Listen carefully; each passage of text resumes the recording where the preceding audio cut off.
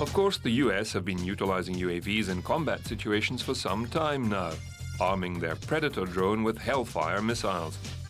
The drones can be remote flown from a local facility or base, or flown from a military base in Florida half a world away.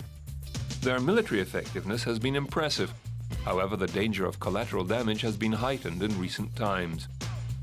The Mark I human eyeball of a pilot in the air can still outclass any CCD video technology available, and might be able to discern a Taliban terrorist meeting from a local wedding ceremony before firing its missiles.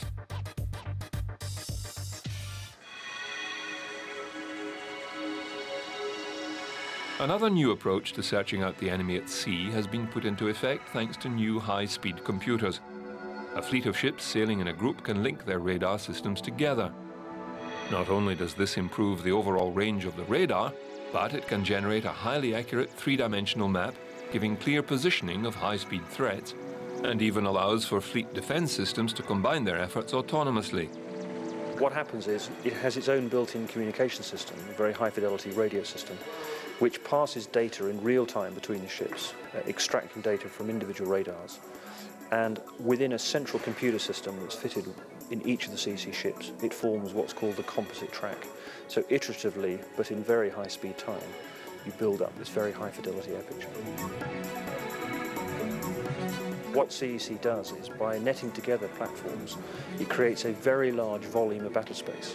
So if a hostile target enters that huge volume and is tracked quickly and then tracked accurately, it will give the commanders far more time to decide which is the appropriate shooter to shoot it down, or not to do anything if in fact it's not posing a threat. Although the threat level of all-out war is greatly diminished, the undersea too is reaping the benefits of new technologies. The threat has diminished, it's changed in our modern era, but it has not gone away, and it's also evolved from noisy nuclear submarines that we used to be able to detect passively, that meant that we could listen to them, into much quieter electric submarines that operate in far more challenging, shallower waters, which mean that we need to put active sound into the water to bounce energy off them and hear them actively. The new 2087 system uses towed pods that are dropped into the sea. They can be lowered to different depths and relay back information to the ship that thermal layering would otherwise hide.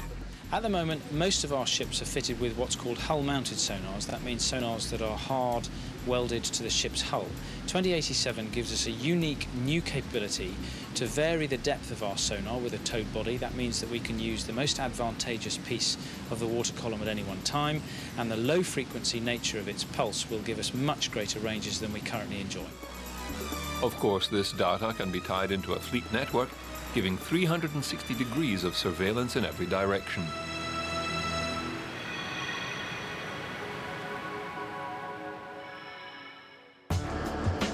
Today's complex political and military maneuvers have transformed military thinking.